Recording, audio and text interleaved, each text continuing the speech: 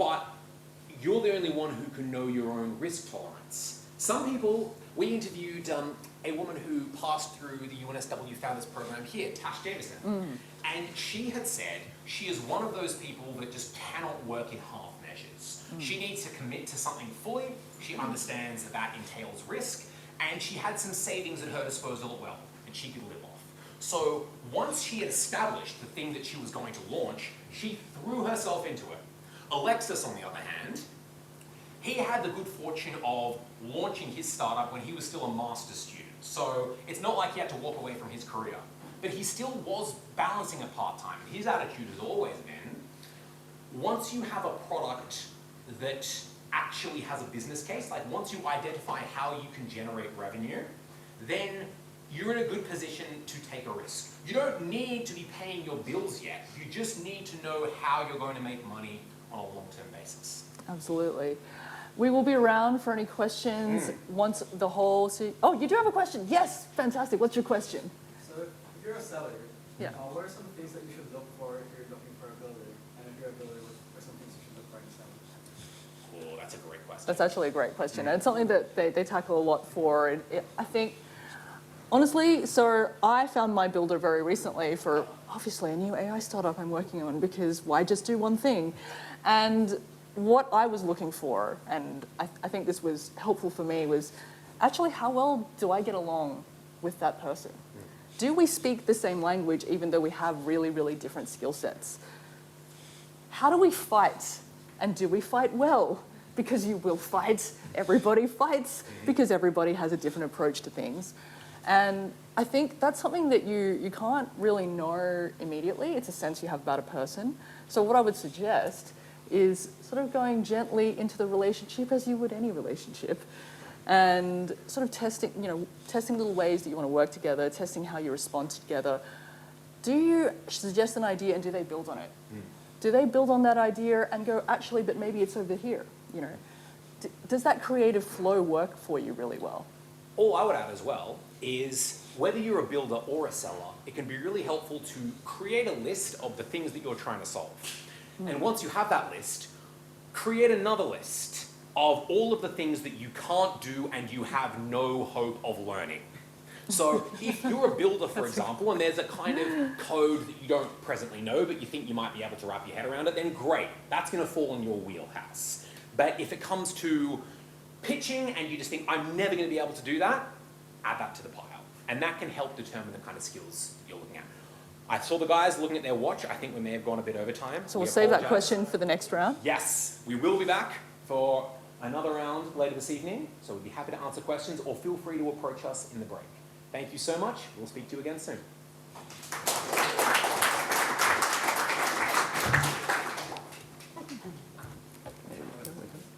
There you go.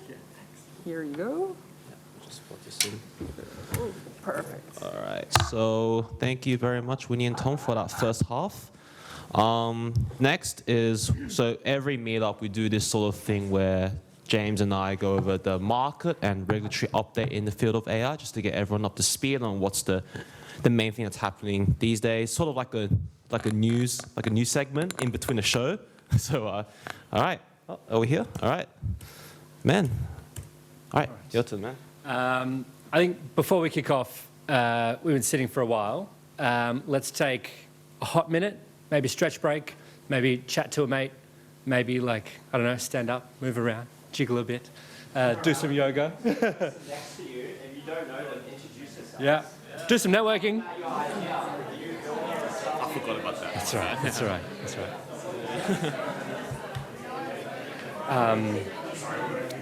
Yeah, Free Hills is pumping. Yeah, they've merged with American firm.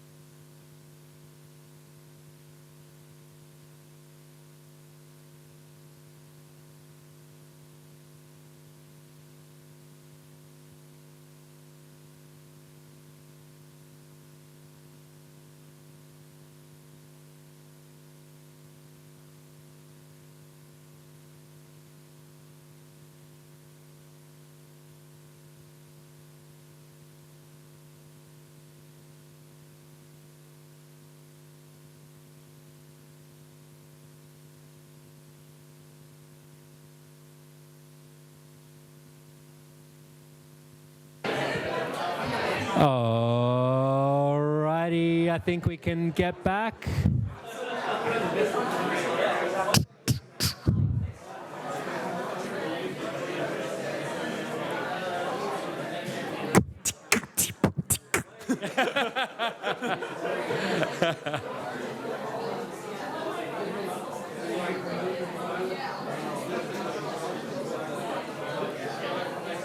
All right, if we can start wrapping up those conversations, getting back in our seats, and ready to enjoy the rest of the evening. Alrighty, so I'm James.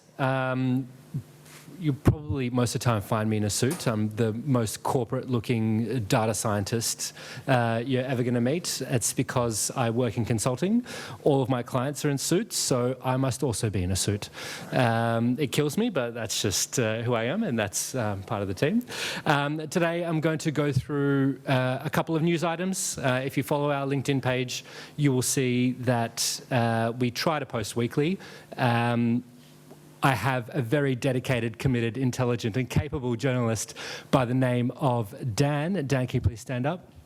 And Dan is responsible for putting out the posts every week. Last week I said if you don't see a post, it probably means that Dan's died. Dan actually did spend a short while in hospital recently because he fell off his bike. But now he's better.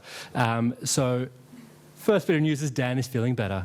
So you can look forward to more news more regularly. So where do I start? M&As is probably a good spot. Who heard about windsurf?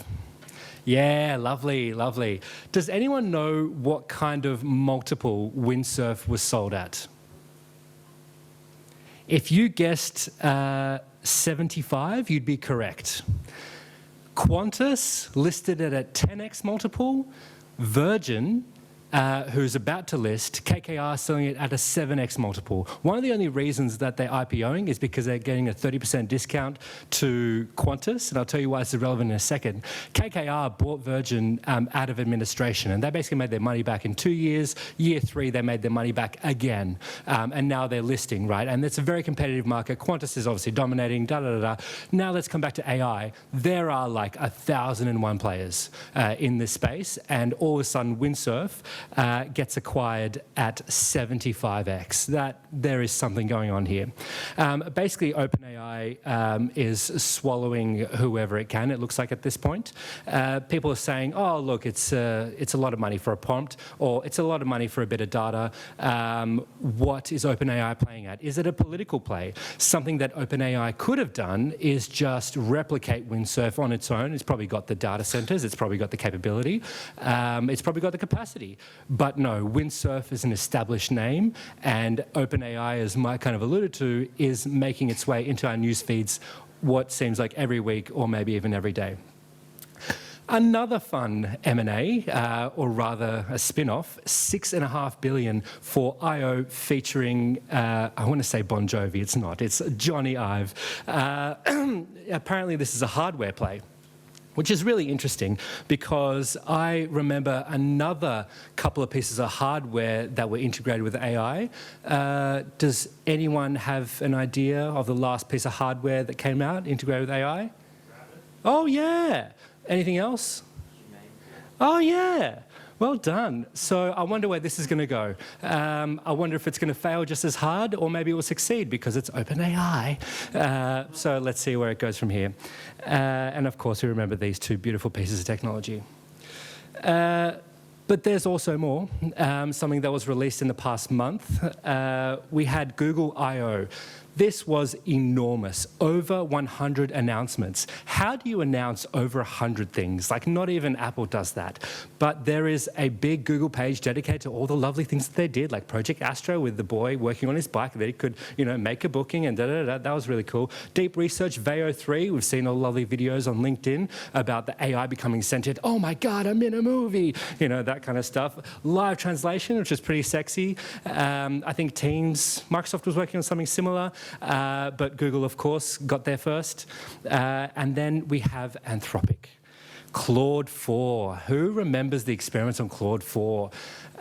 Something interesting that came out of that was threatening to release the affair in the test environment.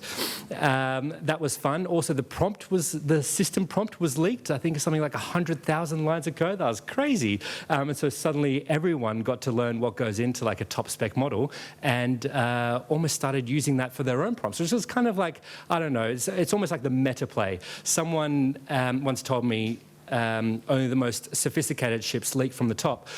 So maybe that was kind of like a democratization play, you know, Meta trying to take out all its competition by releasing Llama for free. Maybe that Claude 4 system prompt was intentionally leaked. Let's see where that goes. Of course, OpenAI released Codex, supposedly the most sophisticated coding LLM that we've had to date.